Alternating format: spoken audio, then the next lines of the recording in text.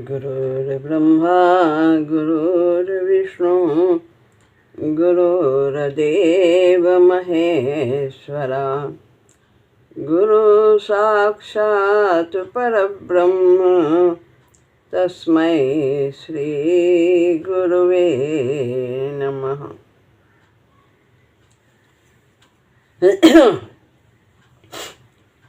श्री राम अध्याय 3 श्रीमद् भगवद गीता अध्याय 3 श्लोक है 33वां।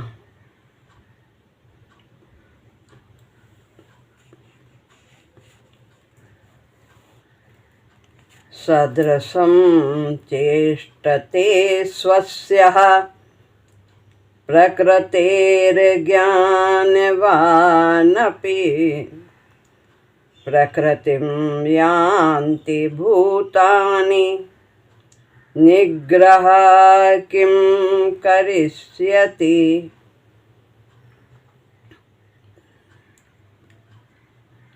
भगवान के मत के अनुसार कर्म न करने से मनुष्य का पतन हो जाता है।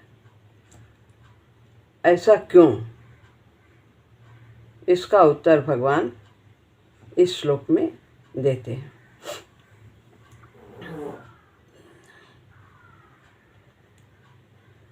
भूतानि नीचे की लाइन में है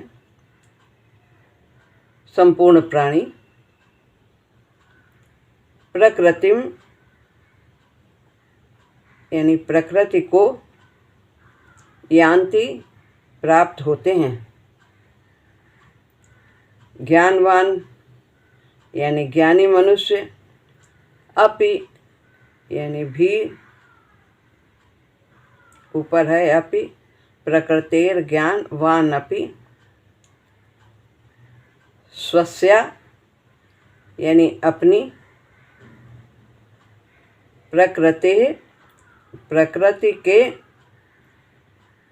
सदृशम आरंभ में अनुसार, चेष्टते चेष्टा करता है, निग्रह फिर इसमें किसी का हट, निग्रह माने हट, किम क्या, करिष्यति करेगा। संपूर्ण प्राणी प्रकृति को प्राप्त होते हैं। ज्ञानी मनुष्य भी अपनी प्रकृति के अनुसार ही चेष्टा करता है। फिर इसमें किसी का हट क्या करेगा। सब लोग अपने अपने स्वभाव के अनुसार, प्रकृति यानी स्वभाव के अनुसार ही चेष्टा करते हैं। ज्ञानी भी अपने स्वभाव के अनुसार चेष्टा करते हैं। तो इसमें कोई क्या कर सकता है, क्या करेगा। प्रकृतिम यान्ति भूतानि, नीचे की लाइन का पहले देते हैं। जितने भी कर्म किए जाते हैं वे सब दो दृष्टि से किए जाते हैं। एक तो स्वभाव के अनुसार और दूसरा है सिद्धांत के अनुसार। स्वभाव दो प्रकार का होता है। सभी का स्वभाव जो है, भिन्न भिन्न प्राणी हैं तो वे अलग अलग प्रकार से बरतते हैं।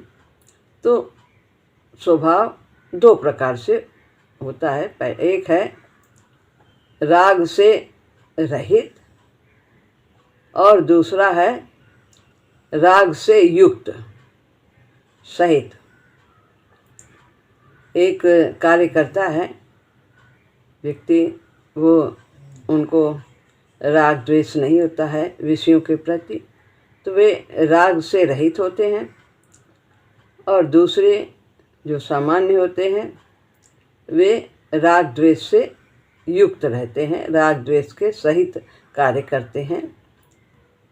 जिस विषय में राग होगा उसको करेंगे, और जिससे द्वेष होगा, तकलीफ होती है, वो कार्य नहीं करते। सुख नहीं मिलता है तो उस कार्य को छोड़ते। जैसे उदाहरण देते हैं कि रास्ते में हम चल रहे हैं और कहीं बोर्ड दिखाई दे गया तो हम उसको सामान्य रूप से पढ़ लेते हैं क्या लिखा है, लेकिन ये तो राग द्वेष से रहित हुआ, पढ़ लिया, आगे बढ़ गए।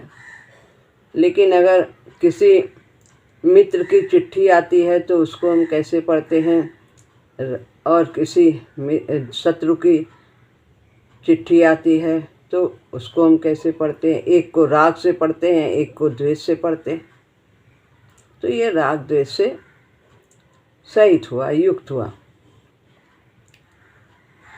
यह पढ़ना राग द्वेष युक्त स्वभाव से हुआ। ये जो मित्र और शत्रु की पढ़े, ये तो हुआ स्वभाव। दो प्रकार के स्वभाव से लोग बरतते हैं। स्वभाव में दो भेद हैं, एक राग द्वेष से रहित और एक राग द्वेष से युक्त।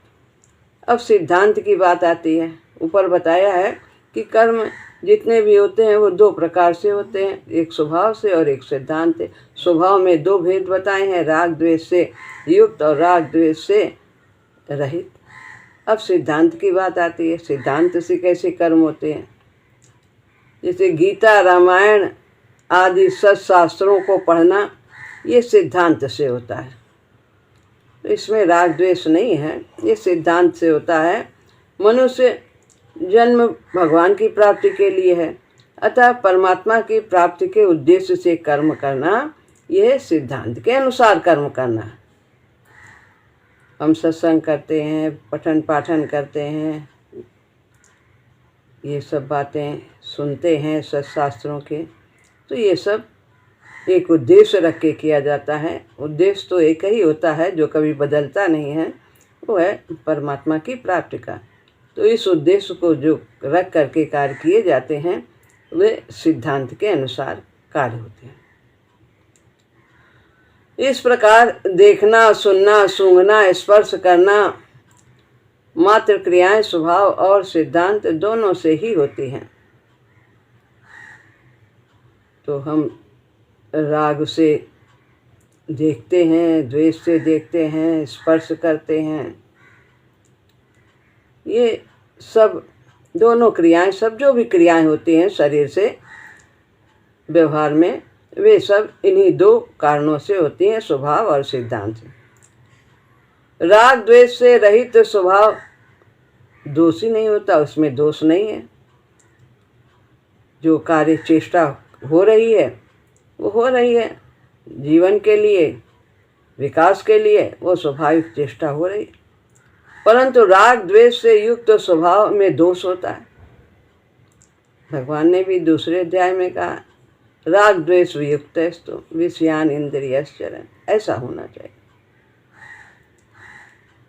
राग द्वेष पूर्वक यदि हम कोई कार्य करते हैं तो वो हम बंधन में बन जाते हैं, और जो राग द्वेष से रहित होता है वो मुक्त कराने वाले कार्य होते हैं, उद्धार करने के लिए होते हैं, और इनसे हमारा स्वभाव भी शुद्ध होता है। और यदि राग द्वेष से युक्त होकर काम करेंगे तो हमारे अंदर और अशुद्धियाँ आती चली जाएंगी, विकार पैदा होते चले जाएंगे, और संसार से जो हमने संबंध माना है इससे विच्छेद करना बहुत ही कठिन हो जाएगा।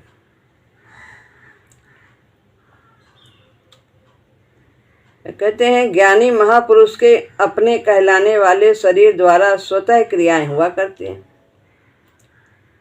जो ज्ञानवान है, महापुरुष हैं, उनकी चेष्टाएं स्वतः ही होती हैं, राग पूर्वक नहीं करते, न द्वेष रहता है, क्योंकि वे जानते हैं सत्य क्या है, असत्य क्या है, मैं कौन हूँ।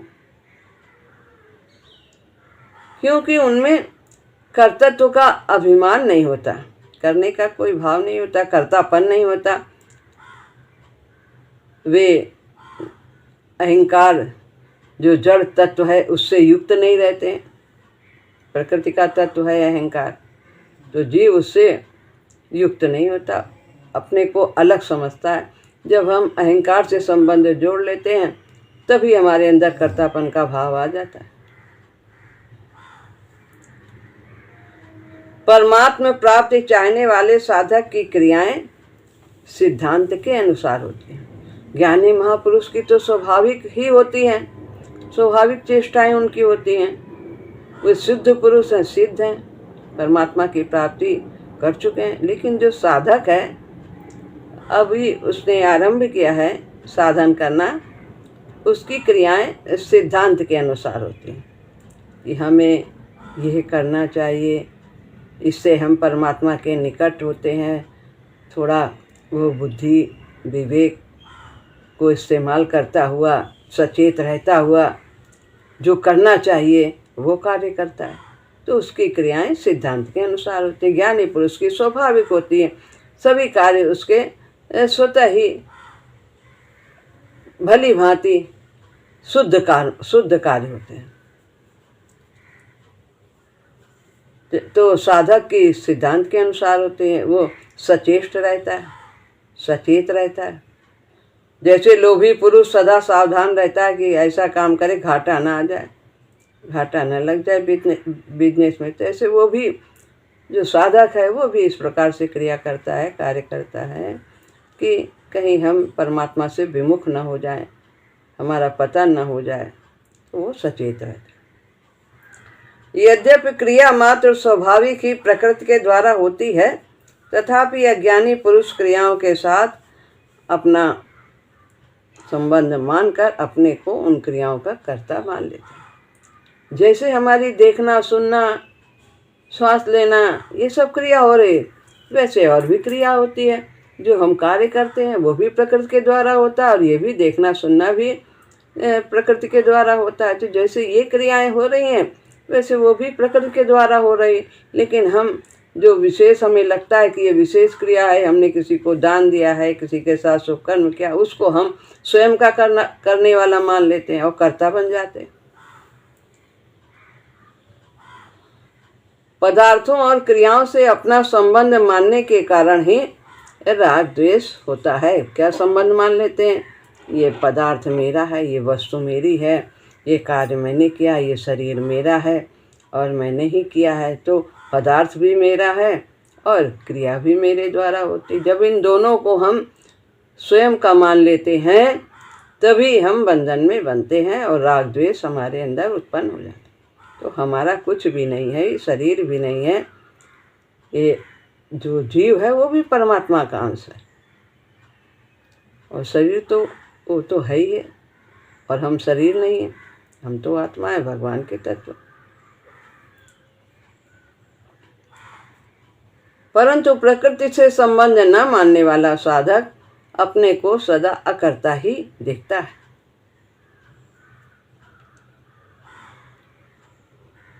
इसलिए कहते हैं संपूर्ण दोष माने हुए अहम में ही है।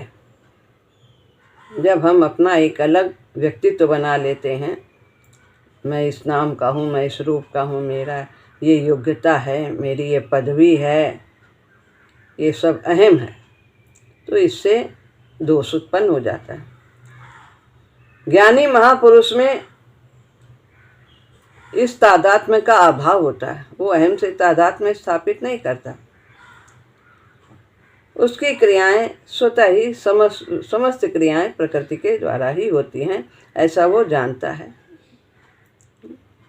नैव किंचित करोमि युक्तो मन्ये तत्वविद। ऐसा जो तत्वविद व्यक्ति है वो सोचता है मैं कुछ नहीं करता।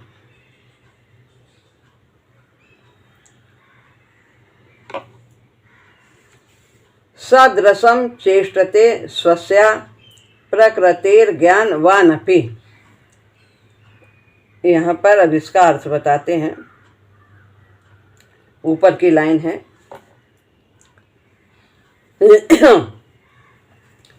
यद्यपि अंतःकरण में राग द्वेष न रहने से ज्ञानी महापुरुष की प्रकृति निर्दोष होती है। जब राग नहीं है, द्वेष नहीं है मन बुद्धि इंद्रियों में, अंतःकरण में, तो उसके सभी कार्य दोष से रहित होते हैं, विकार से रहित होते हैं। स्वार्थ नहीं है, स्वयं को कर्ता नहीं मानता, और वो प्रकृति के वशीभूत नहीं होता, गुलाम नहीं होता प्रकृति का। प्रकृति उसकी दास होती है। जो ज्ञानी पुरुष चाहता है, जैसा चाहता है वैसा ही प्रकृति कार्य करती है। स्वभाव वैसा ही उसके अनुसार ही होता है। जो वो करना चाहता है जो विकास के लिए, वही उसके द्वारा चेष्टा होती है। ये नहीं कि मेरे मन ने ऐसा कह दिया तो मैंने कह दिया। मन के गुलाम हो गए, बुद्धि के गुलाम हो गए, इंद्रियां नहीं मान रही हैं, ऐसा चाहती हैं तो उन्हीं की ओर चले गए जो वो चाहती हैं, चाहे वो हमारे पतन का ही कारण हो। तो वो इंद्रियों का गुलाम नहीं होता, प्रकृति का गुलाम नहीं होता। जैसे कोई ज्ञानी महापुरुष अंग्रेजी भाषा नहीं जानता और उसे अंग्रेजी बोलने के लिए कहा जाए तो वो बोल नहीं सकेगा। जिस भाषा को जानता है उसी भाषा में बोलेगा। ऐसे ही ज्ञानी है, जो उसका स्वभाव है उसी के अनुसार बरतता है। भगवान भी अपनी प्रकृति को वश में करके जिस योनि में अवतार लेते हैं उसी के अनुसार वो चेष्टा भी करते हैं। जब वो पुरुष के रूप में अवतार लिया, राम बने, कृष्ण बने, तो उनकी क्रियाएं चेष्टाएं दूसरी तरह की हुई। और जब उन्होंने मत्स्य, कच्छप, वारा आदि योनियों में अवतार लिया तो वे उस तरह से उन्होंने चेष्टा की। तो शरीर, वर्ण, इन सब के अनुसार, योनि आदि के अनुसार चेष्टा में भिन्नता हो जाती है। और मत्स्य रहे तो जल में रहे, कच्छप रहे तो जल में रहे, वैसी चेष्टा की। कितना उन्होंने उस पर भार ले लिया मंथन के समय। क्या मनुष्य शरीर में ऐसा कर, लेकिन करने को तो सभी कुछ कर सकते हैं, लेकिन जैसा रूप धारण किया है, वर्ण धारण किया, चेष्टा उसी के अनुसार होती है। जैसे वाद्य यंत्र होते हैं, सारे गामा, ये सारे सातों स्वर सब में होते हैं, लेकिन सबकी आवाज़ भिन्न भिन्न होती है। स्वर जो है उसका दूसरा निकलता है, ढोलक का अलग, हारमोनियम का अलग, और इसी में उसकी भलाई, इसी में उसको अच्छा माना जाता है। जो जिससे स्वर है वैसा ही निकले। तो ये है कि सब अपनी अपनी प्रकृति के अनुसार ही चेष्टा करते हैं, ज्ञानी भी और सामान्य व्यक्ति भी। पर भगवान के अवतारी शरीर में भी वर्ण योनि के अनुसार स्वभाव की भिन्नता रहती है, पर परवशता नहीं रहती है। वो चाहें तो सब कुछ कर सकते हैं। इसी तरह जिन महापुरुषों की प्रकृति से संबंध विच्छेद हो जाता है, उनमें स्वभाव की तो भिन्नता रहती है, पर परवशता नहीं रहती है। परंतु जिन मनुष्यों का प्रकृति से संबंध विच्छेद नहीं हुआ है, उनमें स्वभाव की भिन्नता और परवशता दोनों रहती है। तो वो प्रकृति के गुलाम होते हैं, वो स्वयं कुछ नहीं कर पाते। जिन्होंने संसार से संबंध माना हुआ है, पदार्थ मेरा है, क्रिया माने है, वो उन्हीं के अनुसार, प्रकृति के अनुसार राग द्वेष से युक्त होकर के ही उनके सारे कार्य होते हैं और वे बंधन में बनते चले जाते हैं। स्वस्या का तात्पर्य है कि ज्ञानी महापुरुष की प्रकृति निर्दोष होती है। वो प्रकृति के बस में नहीं होता है, वरन प्रकृति उसके बस में होती है। वो उसने कहा कि हमें यह देखना है, हमें यह खाना है, इंद्री ने कहा, वो कहेगा नहीं ये ठीक नहीं है, ये नहीं बोलना है, ये नहीं खाना है, ये साधना के अनुकूल नहीं है। लेकिन सामान्य व्यक्ति जो मन ने कहा वो मन का गुलाम हो जाएगा। हाँ करना है, वो परवश हो जाता है इंद्रियों मन के। वो बोल देगा, खा लेगा, इंद्रियां कह रही हैं नहीं मान रही है, और खा लो और खा लो, चाहे शरीर का सत्यानाश हो जाए।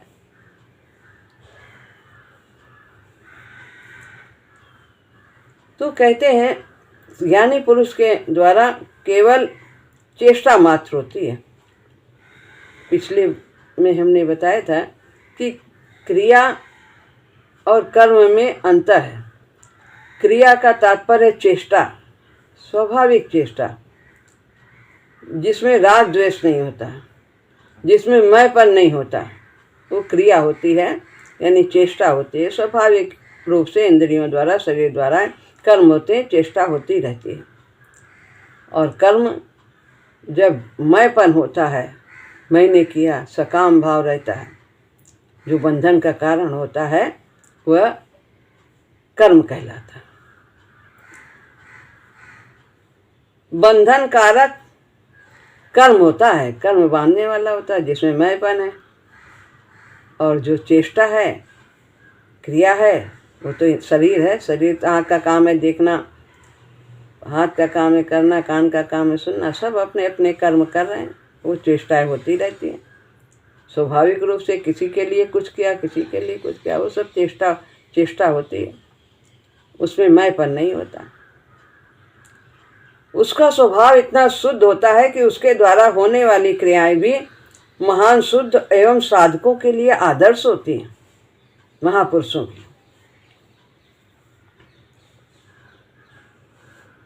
पीछे के वर्तमान जन्म के संस्कार, माता पिता के संस्कार, वर्तमान का संग, शिक्षा, वातावरण, अध्ययन, उपासना, चिंतन, क्रिया, भाव आदि के अनुसार हमारा स्वभाव बनता है।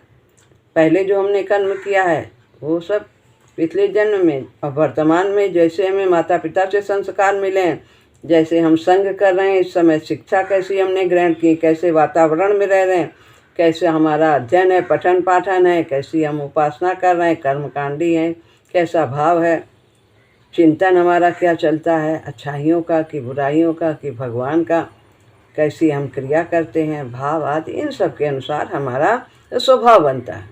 तो हम अपने स्वभाव को बदल सकते हैं। वो हमारा संग, शास्त्र, वातावरण और विचार, इन सब के द्वारा यदि हम अच्छा रखते हैं ये सब, तो हम और अच्छे होते चले जाते हैं। यदि हम बुरा संग करते हैं, गलत शास्त्र आदि जो अध्ययन है वो सही नहीं पढ़ते हैं, कुछ भी पढ़ने लगते हैं, उपन्यास है, पेपर है और क्या क्या, जो कुछ भी ऐसी अश्लील चीज़ें पढ़ते हैं, तो हम ऐसे बनते चले जाते हैं। वातावरण, विचार कैसा है, तो हम अच्छे हैं तो हम बुरे भी बन सकते हैं यदि ठीक संग ये सब नहीं हुआ, और यदि बुरे हैं तो हम अच्छे भी बन सकते हैं यदि हमारा संग आदि अच्छा है। ये स्वभाव सभी मनुष्यों में भिन्न भिन्न होता है। इसे निर्दोष बनाने में सभी मनुष्य स्वतंत्र भी हैं। हम दोष रहित हो सकते हैं, जैसा कि अभी बताया, हम अपने को बदल सकते हैं। तो व्यक्तिगत स्वभाव की भिन्नता ज्ञानी महापुरुषों में भी होती है। ज्ञानी होते हैं, कोई का स्वभाव दूसरी तरह होता है, अम्बरीश का स्वभाव दूसरा है, दुर्वासा का स्वभाव दूसरा है, ऐसे भी है। तो उनकी भी अपनी प्रकृति है, उसके अनुसार वो बरतते हैं। तो फिर सामान्य मनुष्य की क्या बात है। ज्ञानी महापुरुष का स्वभाव शुद्ध होता है, अतः वो प्रकृति के वश में नहीं होता है, यह भी बताया है। निग्रह किम करिष्यति, अब ये बता रहे हैं जिनका स्वभाव महान शुद्ध एवं श्रेष्ठ है, उनकी क्रियाएं भी अपनी प्रकृति के अनुसार हुआ करती हैं, उनके अपने स्वभाव के अनुसार होती हैं। जैसा कि अभी अम्बरीश का बताया, दुर्वासा का बताया, दोनों महात्मा थे, दोनों ही सिद्ध पुरुष हैं, एक भक्त हैं और एक ज्ञानी ज्ञान मार्ग के हैं। उनकी दोनों की क्रियाएं भिन्न भिन्न अनुसार हुआ करती हैं। फिर जिनका स्वभाव अशुद्ध है, उन पुरुषों की क्रियाएं तो प्रकृति के अनुसार होंगी ही होंगी। हम चाहें एकदम से वो हमारे जैसा, आपके जैसा बदल जाए, एकदम से अच्छे पुरुष जो हैं जैसी क्रिया करते हैं वैसे करें। हम में अपने में कुछ अच्छाई दिखाई दी, अगर तो फिर हम चाहते हैं ऐसा दूसरा भी ऐसा हो जाए, तो कैसे हो सकता है? हम नहीं पूरी तरह से शुद्ध हैं तो दूसरे से हम कैसे आशा कर सकते हैं कि वो हमारी तरह से ही बरते? हम में भी कमियां हैं, दूसरे में तो सब साधक हैं, सब आगे बढ़ रहे हैं, सब अपने अपने स्तर से आगे बढ़ रहे हैं। इस विषय में हट उनके काम नहीं आएगा। जिसका जैसा स्वभाव है उसी के अनुसार कर्म करने पड़ेंगे। यदि स्वभाव अशुद्ध हो तो वो अशुद्ध कर्मों में, और जो शुद्ध है तो वो शुद्ध कर्म करेगा। इसी प्रकार अर्जुन को भगवान कहते हैं, अर्जुन कह रहे थे कि युद्ध नहीं करेंगे, युद्ध नहीं करेंगे, तो भगवान ने उनसे कहा कि नहीं, तेरा स्वभाव तुझे बलपूर्वक युद्ध में लगा देगा, क्योंकि तेरे स्वभाव में छात्र कर्म करने का प्रवाह है। इसलिए स्वाभाविक कर्मों से बंधा हुआ तू परवश होकर के युद्ध करेगा। इसमें तेरा हट काम नहीं करेगा कि हम नहीं करेंगे, नहीं करेंगे। जो स्वभाव है वो करवा ले। कहते हैं, स्वभाव की बात बता रहे हैं, जैसे 100 मील प्रति घंटे की चाल से चलने वाली मोटर अपनी नियत क्षमता से अधिक नहीं चल पाएगी। उसके अंदर ये है कि वो इससे ज़्यादा स्पीड नहीं दे सकती। ऐसे ही ज्ञानी महापुरुषों के द्वारा भी अपनी शुद्ध प्रकृति के विपरीत चेष्टा नहीं होगी। जिनकी प्रकृति अशुद्ध है उनकी प्रकृति बिगड़ी हुई है। अशुद्ध है तो उन्हें शुद्ध करना है। वो सब अनेक उपाय बताते हैं। बिगड़ी हुई मोटर को सुधारने के 2 मुख्य उपाय हैं। एक तो हम अपने आप उसे शुद्ध कर लें, और या तो फिर उसे मोटर के कारखाने में पहुंचा दें। इसी तरह यदि हमारा स्वभाव अशुद्ध है तो हम उसे अपने विवेक से भी शुद्ध कर सकते हैं और राग द्वेष से रहित होकर कर्म करें। और दूसरा बताया है कि भगवान की शरण में चले जाएं। भगवान की शरण में जाने से भगवान सब प्रकार से हमें शुद्ध कर देंगे। शरणागति में बस एक चित्तता होनी चाहिए।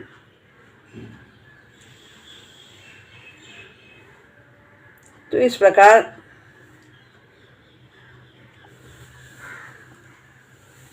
जिसकी बुद्धि में जड़ता से संबंध नहीं है, प्रकृति से संबंध नहीं है, वो शुद्ध बुद्धि वाला है।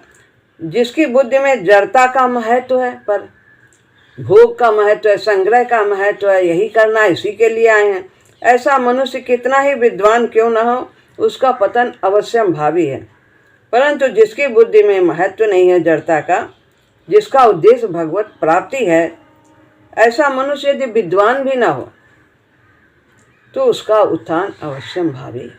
कोई जरूरी नहीं हमें बहुत ज्ञान हो, शास्त्र आदि के पारंगत हो, पुराण का ज्ञान हो, बहुत विद्याओं का ज्ञान हो, लेकिन वास्तविक बात क्या है कि हमारे अंदर अहंकार ना हो, राग द्वेष ना हो।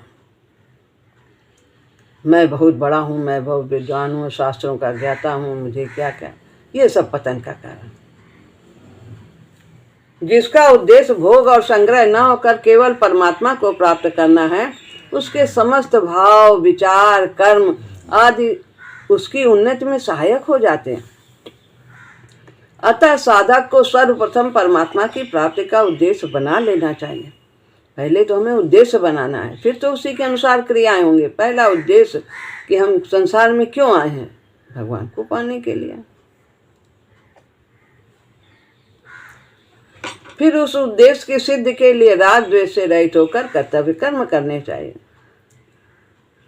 और इसका उपाय है राग द्वेष से कैसे हम रहित हों, तो उसके लिए हम अपना संबंध शरीर और संसार से ना माने, पदार्थ और क्रिया से ना माने। ये मेरा है, ये मेरा है, ये मेरे द्वारा हुआ, यही उपाय है कि हम ये संबंध ना माने। प्रकृति के वश में न होने के लिए साधक को चाहिए कि वो किसी आदर्श को सामने रखकर कर्तव्य कर्म करें। क्या करें? हमारे ये आदर्श हैं, कौन है? 2 आदर्श हो सकते हैं। एक तो महापुरुष हो सकते हैं और दूसरे भगवान हो सकते हैं। भगवान का मत हो सकता है, भगवान ने ऐसा कहा, भगवान ने ऐसा कहा, गीता में ऐसा कहा, हमें ऐसा करना चाहिए, या गुरुजी ने ऐसा कहा। ये 2 प्रकार से हम अपना कल्याण कर सकते हैं, राग द्वेष से रहित हो सकते हैं। श्रेष्ठ पुरुषों का आचरण देखें, वो कैसा करते, चाचा जी कैसा करते थे, भैया जी कैसा करते थे। ऐसी परिस्थितियां तो सामान्य सभी के जीवन में आती हैं, और उन परिस्थितियों में वे किस प्रकार रहते थे, हम ये देखें। इस प्रकार आदर्श हमारा होता है उच्च, तो हम अपने को बदल सकते हैं। तो नदी के प्रवाह को तो हम नहीं रोक सकते, अपने स्वभाव को तो हम नहीं रोक सकते, पर हम उसको, नदी के प्रवाह को जैसे हम बदल सकते हैं, मोड़ सकते हैं, ऐसे हम अपने स्वभाव को मोड़ सकते हैं। इसको समाप्त नहीं कर सकते। स्वभाव तो प्रकृति है, ये तो सभी में है। तो इसको हम भिन्न दिशा दे सकते हैं, दृष्टिकोण अपना बदल सकते हैं। जहाँ हो वहीं रहो, जो करते हो वही करो, बस जरा सा दृष्टिकोण बदल दो। गुरु जी कहते हैं सब पूजा पाठ बन जाएगा, कहीं कोई बोझा नहीं रहेगा, दलदल नहीं रहेगा। तो हमें अपने प्रकृति के दिशा को मोड़ देना है, जो विपरीत दिशा में जा रही है भगवान के रास्ते से, उसे हमें सही दिशा प्रदान करनी है। इस प्रकार निस्वार्थ भाव से केवल दूसरों के लिए, हित के लिए कर्म करना ही प्रवाह को मोड़ना है। अपने लिए किंचित मात्र भी कर्म करने से कर्मों का प्रवाह नहीं मुड़ेगा। तो परहित के लिए कार्य करना है। परहित में ये संसार भी है, शरीर भी है, ये भी हमारा नहीं है, ये भी हमको भी इन सब की सेवा में लगाना है। मन को सही दिशा देना, बुद्धि को सही दिशा देना, इंद्रियां भी दूसरी हैं, इन सबको सही दिशा देना है और इनके द्वारा संसार की सेवा करनी। अपने लिए, स्वार्थ के लिए, भोग के लिए, संग्रह के लिए नहीं करना। तो यहाँ पर यही बताया है कि हम इस प्रकार अपने कर्मों को प्रवाह संसार की ओर जो जाता है उसको मोड़ करके परमात्मा की ओर लगाएं। हम सभी बंधन से मुक्त होते चले जाएं। जय श्री राम।